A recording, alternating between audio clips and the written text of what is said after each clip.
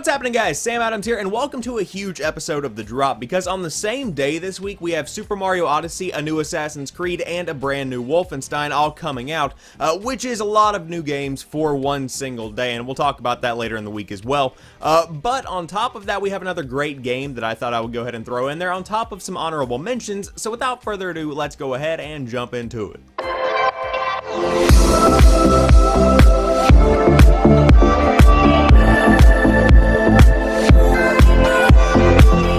First off, we have The Mummy Demastered, coming to the PlayStation 4, the Xbox One, the Nintendo Switch, and the PC. The Mummy Demastered throws you into a 16-bit inspired battle against the undead in a 2D non-linear action-packed adventure. As an elite agent in the monster-hunting Prodigium organization, you must use a variety of weapons, upgrades, and magical artifacts to defend mankind against the supernatural hordes of Princess Amanette.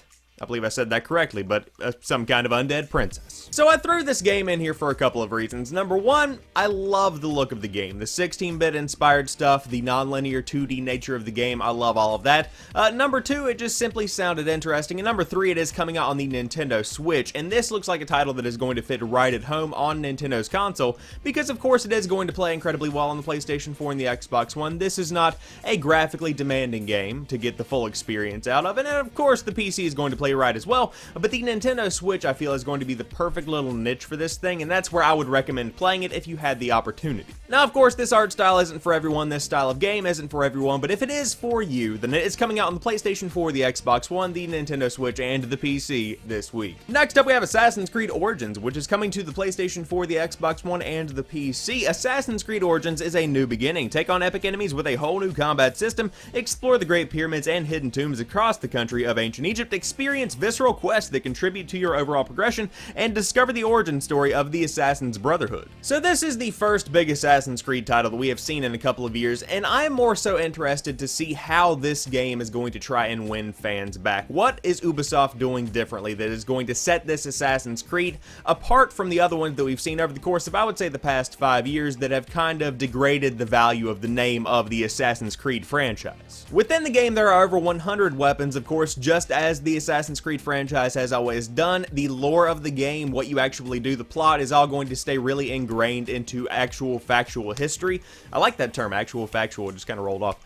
But it is going to be all factual, it is going to be historically accurate, and so that is definitely going to make that kind of Assassin's Creed experience that I grew up with come to life yet again in the world of ancient Egypt. Overall, checking out how the combat system works after checking out how the movement system has been improved and to see that it still is just as fluid as it has ever been, I am kind of confident that this game is going to be pretty good. Now, I'm not going to be getting this one on day one necessarily, but over the next couple of weeks as I kind of, weed through all of the big games that are going to be coming out, this one is probably within my top 5 that I'm interested in playing from the 2017 fall season, and if you want to get in on day one, then it is coming out this week on the PlayStation 4, the Xbox One, and the PC. Next up, Wolfenstein II: The New Colossus is coming out on the PlayStation 4, the Xbox One, and the PC. America, 1961. Your assassination of Nazi General Death's Head was a short-lived victory. Despite the setback, the Nazis maintained their stranglehold on the world. You are BJ Blaskowicz, aka Terror Billy, member of the Resistance, scourge of the Nazi Empire, and humanity's last hope for liberty. Only you have the guts, guns, and gumption to return stateside, kill every Nazi in sight, and spark the second American Revolution. So a couple of things about Wolfenstein II: The New Colossus. Number one, the game is freaking beautiful. I mean, there is no getting around it. The New Order and the Old Blood both looked beautiful on the PlayStation 4 and the Xbox One, as well as the PC,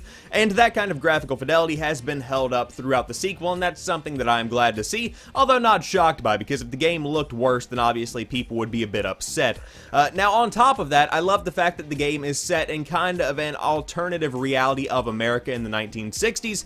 This is, of course, if the Nazis had won World War II, and so with that being taken into consideration, you get to see what it would have actually been like and then fight back against that disgusting kind of reality that we would be experiencing, or would have experienced and probably have gotten worse over the decades. Also, a big note about Wolfenstein II: The New Colossus, the game is also coming out on the Nintendo Switch at some point in 2018, so if you did want to hold off for the portable version, I just wanted to let you know that it is not going to be there this week at your local gaming store when you go in to pick up the game. It'll be there sometime next year. With The Drop, I tend to talk about a lot of games from week to week, and very seldom do I buy some of the games that I talk about, but with Wolfenstein II: The New Colossus, this is the first game that I am seeing in 2017 that I, in my mind, have got to play this on day one. So with that being said, if you want to pick it up as well, it is coming out this week on the PlayStation 4, the Xbox One, and the PC, and then it is also coming to Nintendo Switch at some point in 2018. And last but not least, we have Super Mario Odyssey coming to the Nintendo Switch, a very hotly anticipated title and probably one of the best-selling games of the entire Nintendo Switch software lineup, if we're being honest here. But use amazing new abilities like the power to capture and control objects, animals, and enemies to collect power moons so you can power up the Odyssey airship and save Princess Peach from Bowser's wedding plans. Thanks to heroic hat-shaped Cappy, Mario's got new moves that'll make you rethink his traditional run and jump gameplay like Cap Jump, Cap Throw, and Cap Sure. Ha! Use captured cohorts such as enemies, objects, and animals to progress through the game and uncover loads of hidden capabilities. And if you feel like playing with a friend, just pass the Joy-Con controller. Player 1 controls Mario while player 2 controls Cappy. This sandbox-style 3D Mario adventure, the first since 1996's beloved Super Mario 64 and 2002's Nintendo GameCube classic Super Mario Sunshine, is packed with secrets and surprises, plus exciting new kingdoms to explore. So when it comes down to it, it does not matter what I say over the next 2 to 3 minutes whenever I'm talking about Super Mario Odyssey. This is going to be one of the best-selling Switch games of all time. That is simply what it is. It is a open world 3D sandbox style Mario game. Okay, so you've got open world, you've got sandbox style. There's a ton to do. You can explore different kinds of realms and New Donk City and all of this stuff. And then on top of that, you have a little Italian man's name by the name of Mario. Okay, so you are going to be selling millions of copies of this probably over the course of the next several years. Now, as for this week in my personal life, I will be completely and totally inundated with Wolfenstein II: The New Colossus, as well as some Halloween celebration stuff that I'll be doing this coming weekend, so I won't really have time for Odyssey. And it's also been a tradition in my life that I play Mario games over the course of the next summer after they come out. So I might get this one as a Christmas gift, perhaps. We'll see what happens. I might get this one whenever I finish school in June or July, just as a kind of, little self-pat on the back for doing good hard work.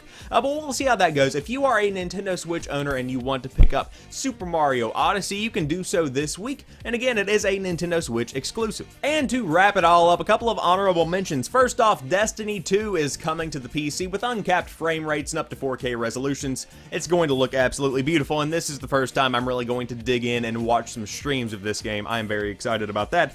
Knights of Azure 2, Bride of the New Moon is coming to the PlayStation 4, the Nintendo Switch, and to the PC. Just Dance 2018 is coming to the PlayStation 4, the PlayStation 3, the Xbox One, the Xbox 360, the Wii U, the Nintendo Switch, and PC. You can dance wherever you want to. And finally, Little Nightmares Complete Edition is coming to the PlayStation 4 and the Xbox One. So that wraps it up for this week's episode of The Drop. If you enjoyed this video, drop me a like, and in the comments section, let me know what games are catching your eye. And if you happen to be new to the channel, I do upload new stuff throughout the week, so there is always something new right here on the channel, and I am live streaming on twitch.tv/TheSamuelAdams if you want to check that out.